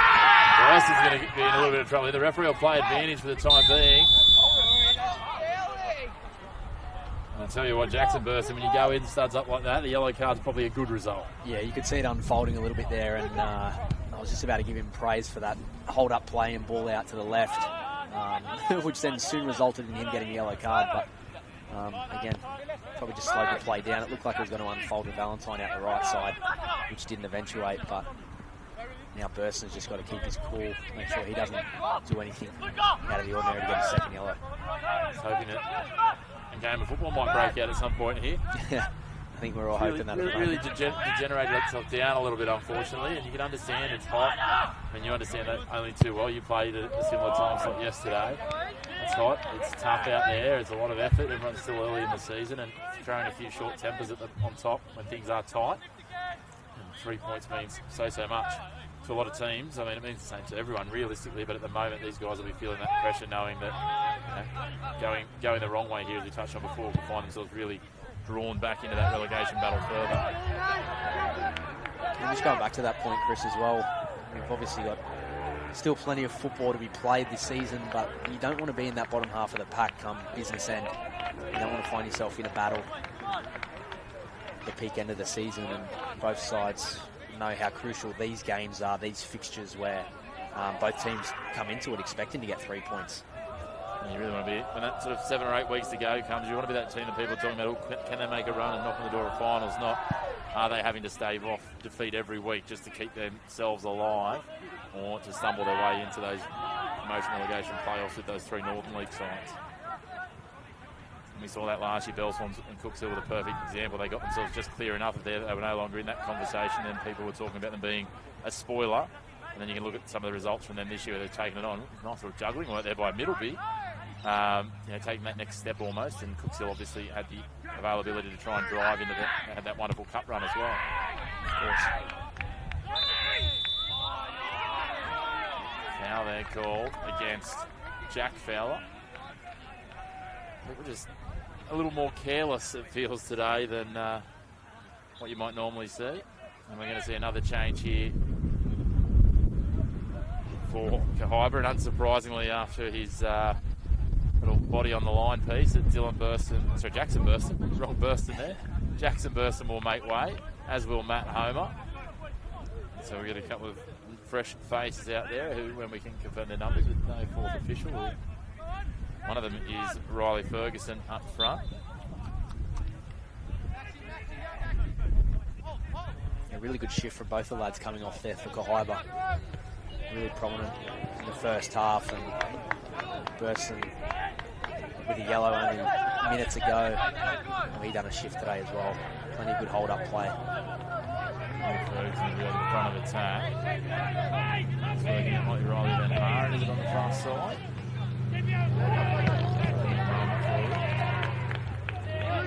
Here's Riley Van Haren.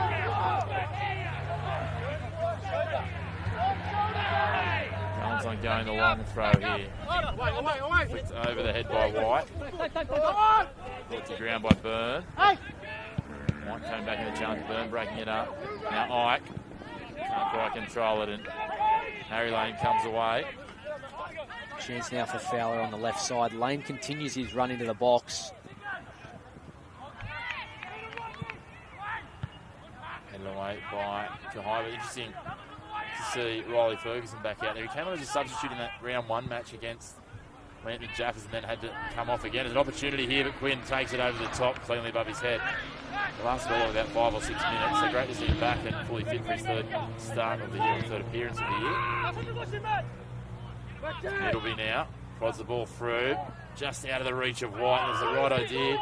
A little bit of confusion there between the replacement centre-back, Paxell, and his keeper in Quinn, and it spills across the sideline. An opportunity here for Valentine to go, when they go the long throw again with McDougall. It just looked like it was going to get shepherded to Quinn then, who just wasn't interested. Maybe a lack of communication, but regardless, Valentine. McDougall getting it into the box, overcooks it though. That'll rocket away over the other sideline for a throw. Definitely still in this game, Valentine. They've had a couple of opportunities in wide areas now just to get a ball in the box. Been out wide now. The recipient of the throw in, and he drives along looking for the likely frame of Ferguson.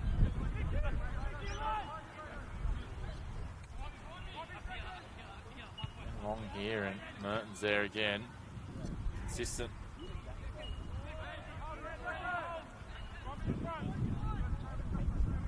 Ferguson last year in Northern League 1, 4 doubles. So knows his way to goal. I wonder if Kahibah aren't just starting to consider this, making sure they're controlling this, as the corner's given, much to the dismay of some Kahibah fans down behind the goals. No one else seems to aggrieve by it. Valentine with a good opportunity here, Chris. And again, down to 10 men, you rely on set pieces. They're definitely putting bodies in there. Shane at the front post. Curl it low. Beats everyone and goes out of play into the side netting. That's not the delivery you're after. A little bit disappointed with that one.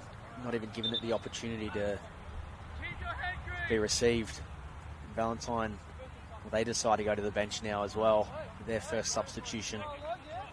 Barrett's going to go off. And a little bit of a reshuffle here, it looks like.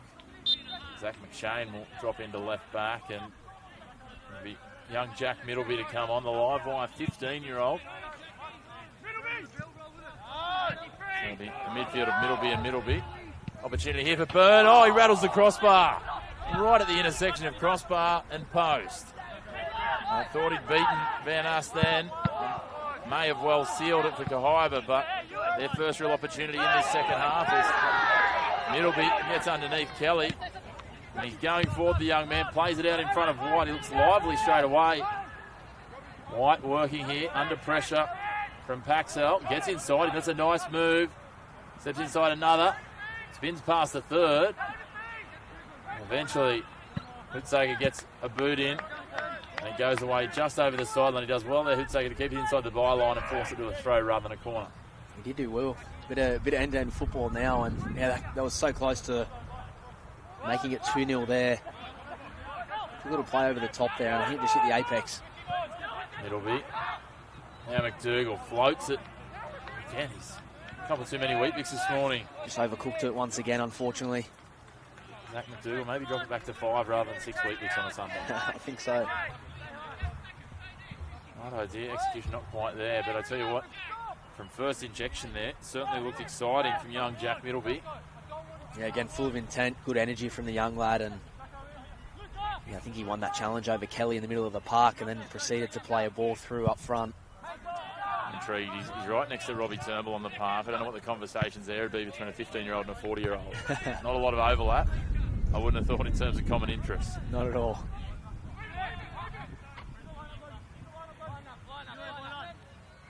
Robbie Turnbull could well have kids that are older than Jack Middleby, which is quite wild to think, isn't it? Yeah, it is.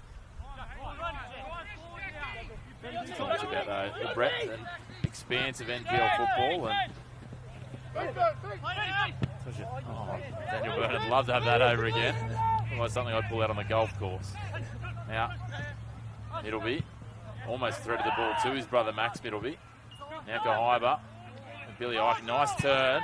We'll feed it out in front of Kelly. Can he find someone in the box? Oh, he takes a shot and just sails over the crossbar. Shane Van Ass very calm in watching it. Yeah, tidy work from Ike there. It was a nice little turn. the outside of the right boot. And we haven't seen a whole lot of Kelly since early in the first half. Nice little overlapping run there, and his first touch just let him down there, unfortunately. White loses control there. Now it falls to the goal scorer in Byrne. Ike back to Byrne.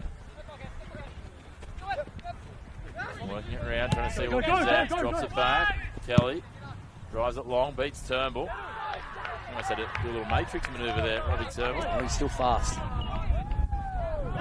Wasn't fast enough to choose to chase that one though, he decided. And fair enough too, as Van Ass drives it long, beats a leaping Karahalu.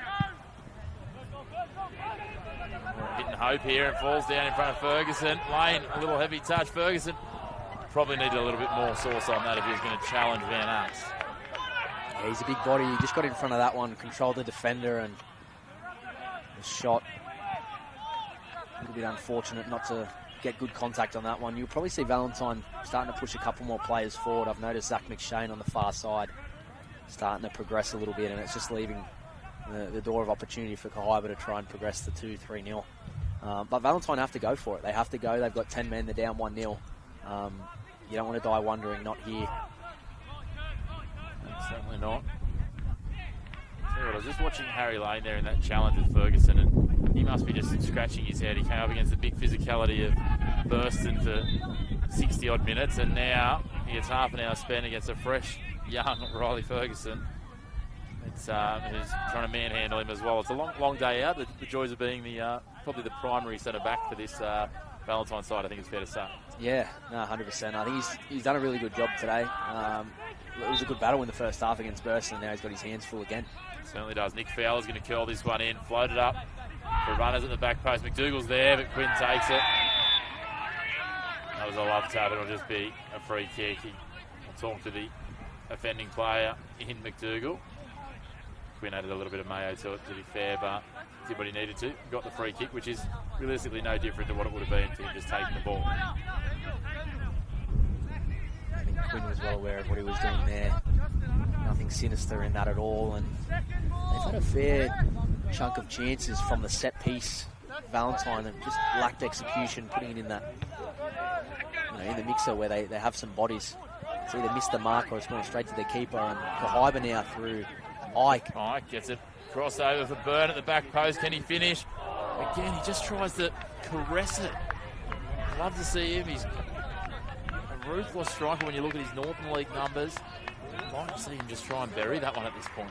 I almost thought he should have met that first time. He kind of let the bounce come towards his foot and had a little bit of backspin on it as well, which made it, maybe I'm being kind to him. He probably should have attacked that ball, and I guess if you show a bit of aggression there, he gets rewarded most likely 2-0. Kahibah a little more height now with Paxell and Ferguson on there. Turnbull will be the one to address this corner in the southwestern corner of Fred Wright Oval. And I'll tell you what, he's nearly sent it back to Charlestown. Now they work here. Merton trying to play it into the body. It'll be a throw in deep in attacking territory, and Valentine have had the best of the field position and possession as well across almost the first 30 here, but Kahibah starting to make some strides back and looking to extend their 1-goal lead. Well, yeah, that's right. It's, again, a bit of a transition moment. Went out to the right where Ike was, and again, McShane probably pushing up a little bit. A bit more of an attacking fullback, and it just leaves an opportunity for Kahibah. Lofted into the box. Byrne will look to control this in the back of the 18-yard box. He feeds it back in there, just trying to take a pot shot almost. It'll roll away. No real urgency from Jackson Lane. Kahibah will have another throw here. Ike's the man on the ball now. Lane back to Ike. I don't think he was quite expecting that so quickly. Pops the ball through.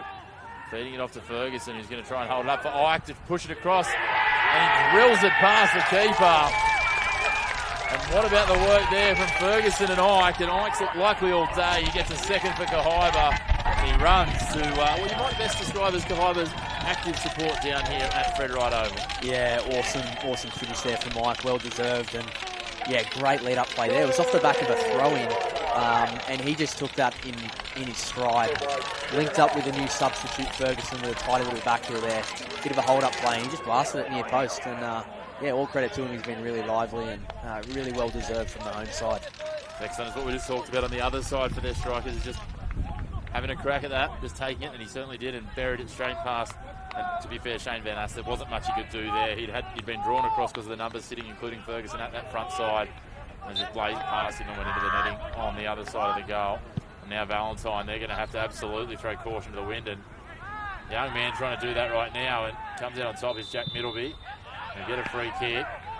Jackson Lane bemoaning the fact, but this will be an interesting spot, especially with the wind behind them. They're almost going to have to poke this back out towards the 18-yard box to get it to hit that 6-yard sort of spot. Well, yeah, they might have to, and again, it's Nick Fowler over the top of this free kick, and again, you just got to give it a chance, Chris. You got to give it a chance. There's a Valo player at the edge of the box. It'll be open, and instead they keep it low and try and avoid the wind, but it's driven long. I think Max Middleby might have been a really creative option there. Harry Lane, in the meantime, pops it over the top, and Ewan Kelly pushes it wide. It's now with McDougall. Ferguson wins that out. I think a large percentage of contest based on what we've seen so far. Ike's there. Mitsager was making a run, so Van Haren was making a run, and tries to curl the behind. That's a nice ball from Ferguson. Van Haren taps it around the keeper, and all of a sudden it's 3-0. That is wonderful work. Back-to-back assists from the man off the bench, Riley Ferguson. And this time he puts in the other Riley Van Haren. And again, first time of looking, just pushes it back past the keeper. That was wonderful how he curled it in behind the defence there, Riley Ferguson. Yeah, brilliant work from Ferguson there, right in front of us, hey Chris, and outside of the right foot as well. A little Travella ball around the corner, and it actually dragged the keeper as well out, and yeah, substitutes linking up, 3-0 in a matter of minutes, and yeah, the home side, yeah, it's all wraps at the moment. They're looking really good, and look, the luxury of having players like Ferguson coming off the bench and having that instant impact, it's so important, and you could almost see it coming. Valentine with a good spell of possession, but Kahibah just against the run of play, I guess, and you know, the transition moments have just absolutely killed Valentine now. Interesting to see Valentine still not using that experienced pair of Gaffney and Graham at this point. So we'll wait and see whether they get some time, but kicks down now, just over 13 minutes remaining. Kahibah, unsurprisingly, this young Kahibah side full of confidence, and got a new lease on life, pushing forward, pressing now. Van Haren will push up here, trying to close it down. It just seems that the floodgates have opened up now, and it was going to happen. You got to send bodies forward with 10 men, Valentine. Chance here for Valentine if they can get in behind. It'll be intriguingly just threw himself to ground there, and I think we're going to have, no, it will be a throw-in. I wasn't sure which side of the corner flag went out on. It wasn't far away.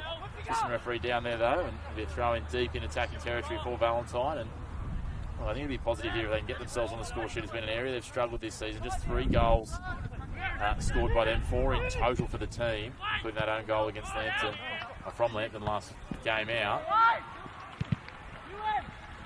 The active supporters have returned and are getting a little bit rowdy down here. It's good to see. Yeah, it's awesome. Maybe we need to challenge some other clubs to get up and about with some of this. There's a couple of wigs, there's a couple of big face posters, a big mask. Kahibah now driving it to the back post to Byrne, just nodded away by Fowler. That's Jack Fowler. Yeah, it's a good turnout from the home support side today, and they go to the bench, the home side once again, as well as Valentine. Changes for both sides, so let's have a look at who's making their way off, and it will be the man who scored the second goal, Billy Ike, and the man who scored the first goal, Daniel Byrne, making way. Smile for Valentine. You just mentioned both of those lads. McShane and Nick Fowler will come off, so let's try and ID all of these players who are coming on. Well, yeah, it's the pair that you just mentioned, Lockie Graham and Zach, of course, at the back. Is it Miles Gaffney at the back? Miles Gaffney. My apologies, Miles Gaffney at the back. We'll try and ID these Kahibah players as they come on. So we've got one coming on is Riley Parker. There's Riley's everywhere on this side.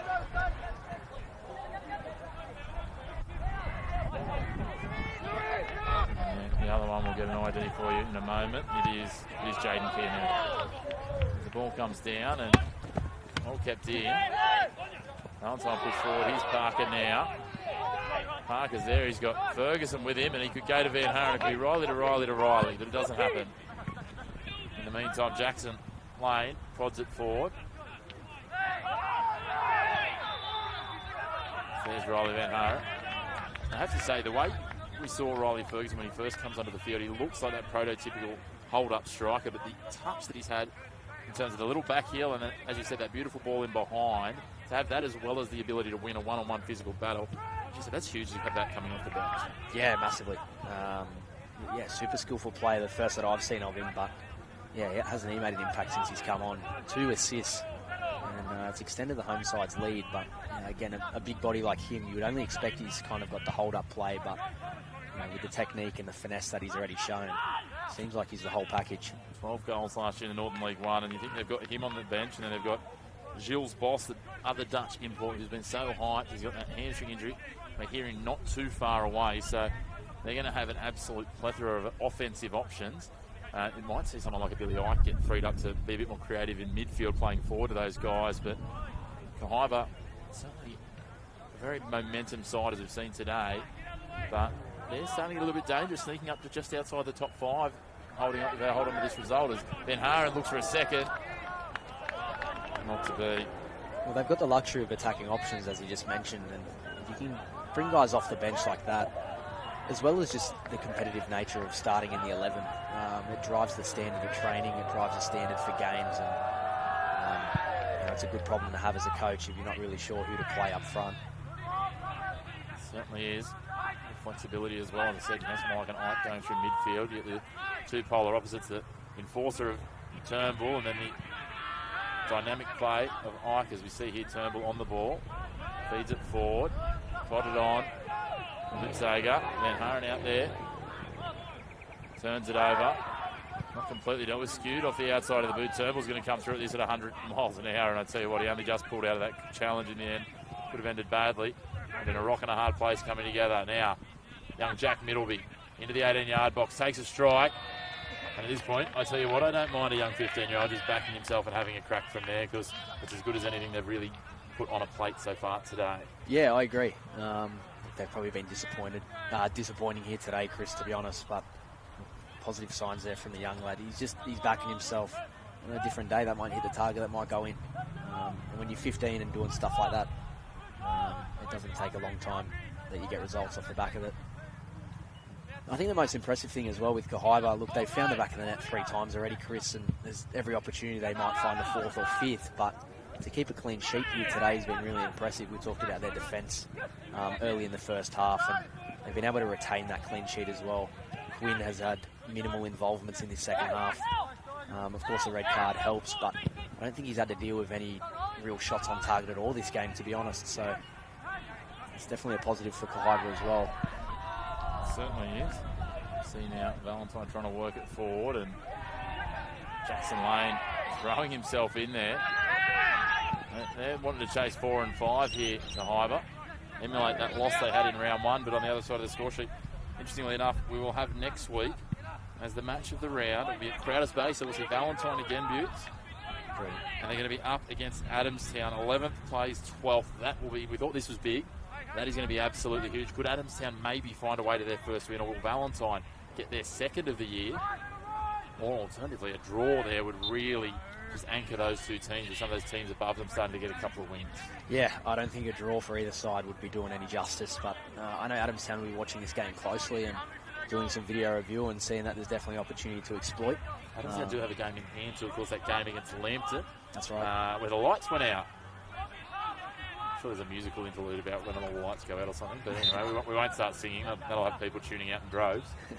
The good news is you can watch that and all the other NPL men's and women's games, first and reserve grade, all live and free all season here on the Northern New South Wales YouTube channel.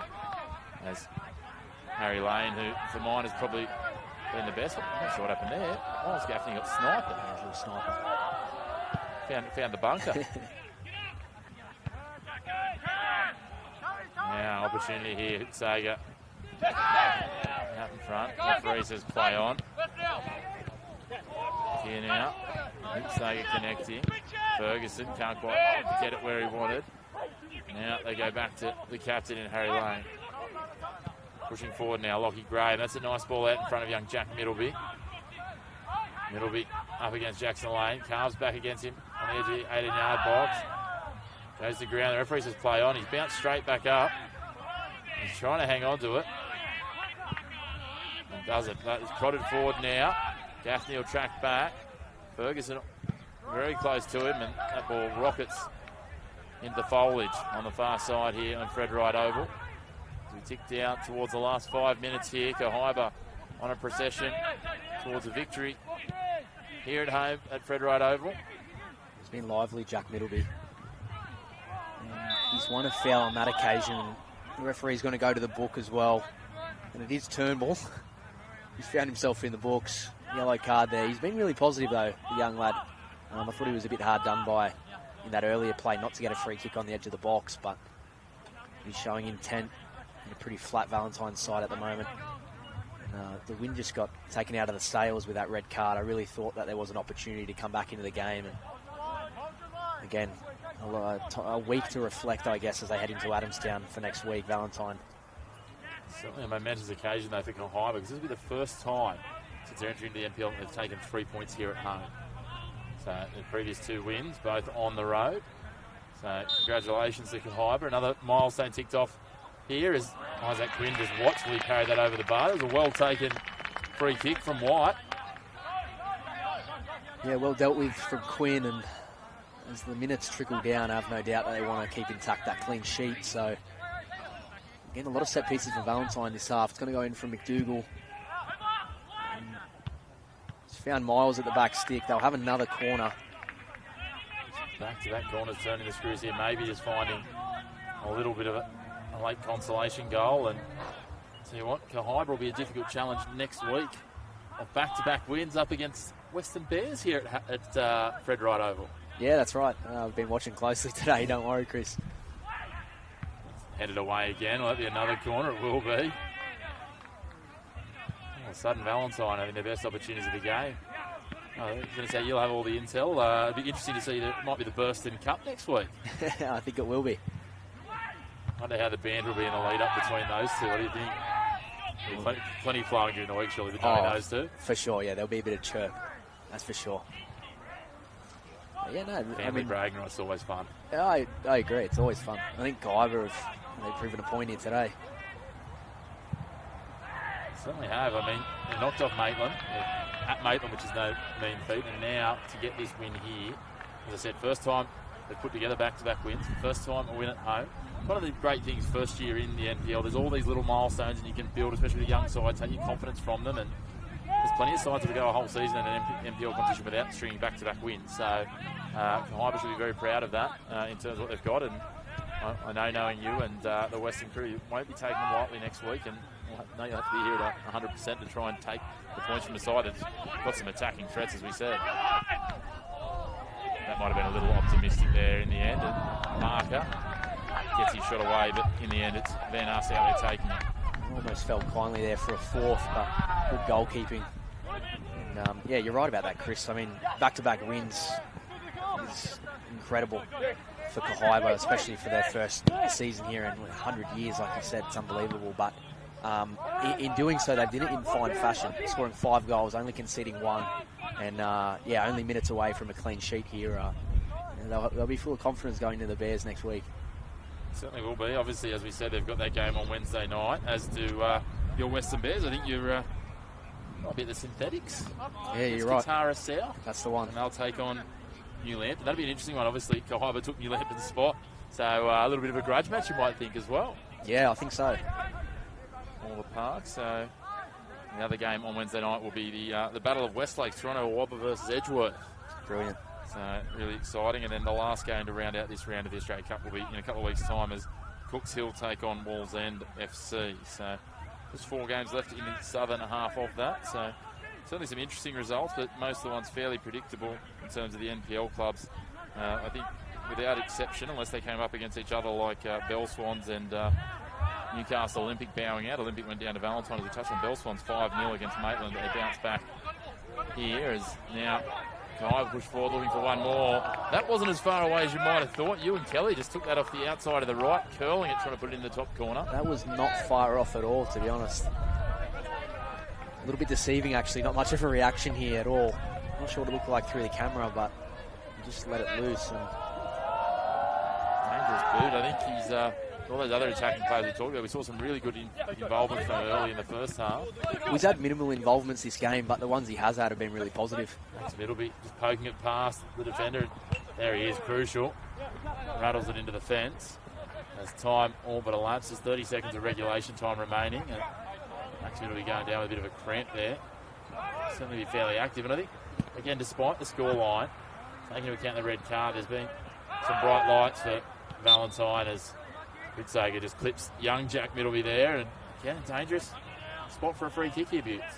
Yeah, I agree. I think if you look back at key moments, Chris, and you talk about the red card, first of all, and then you talk about Ben White's miss. That could have been an equaliser, and it could have been a completely different game. But nonetheless, McDougall on the free kick again. And drives it in low. Skied by the defence from Kahibah. Jack Middleby just a little bit over-enthusiastic into the back of Merton. And Merton got up looking very aggrieved. And here we go, chance to get a jump on here for Kia now. I think he was caught unawares by that ball over the top there. Isaac Quinn saw it coming. Ben Haran now. Skip to the outside, Willie. Tries to just wedge his way through the two defenders. Graham plays it down the line and away they go here. Turnbull, I think he thought about a nudge there but then realised he's got a yellow card on his head. Kahibah just trying to play it forward here as we go into stoppage time. At the referee's discretion for these last few minutes.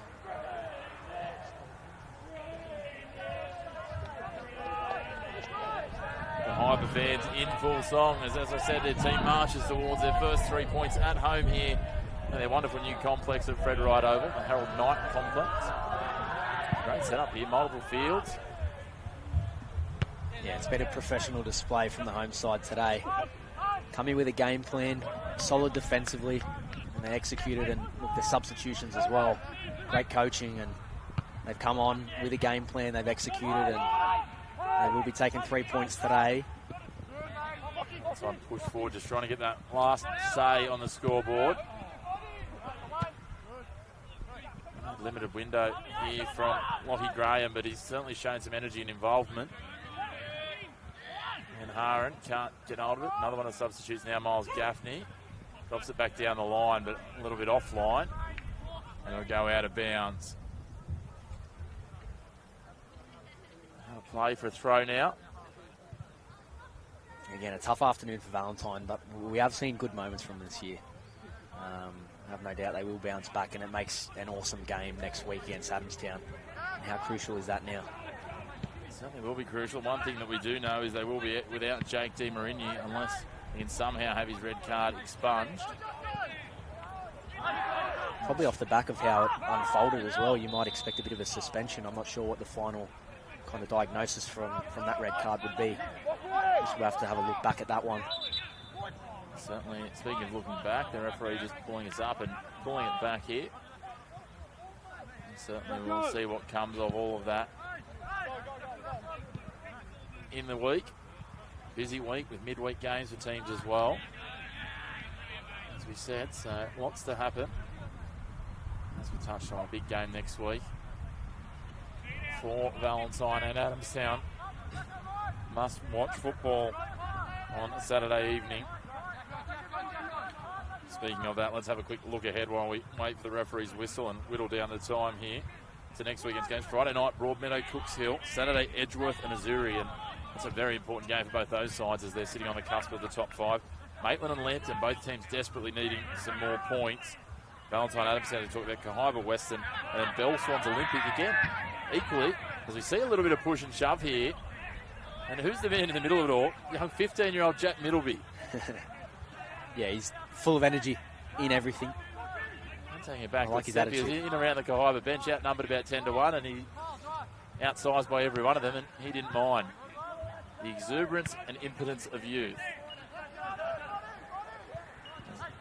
Kia now plays it through. Ball driven long.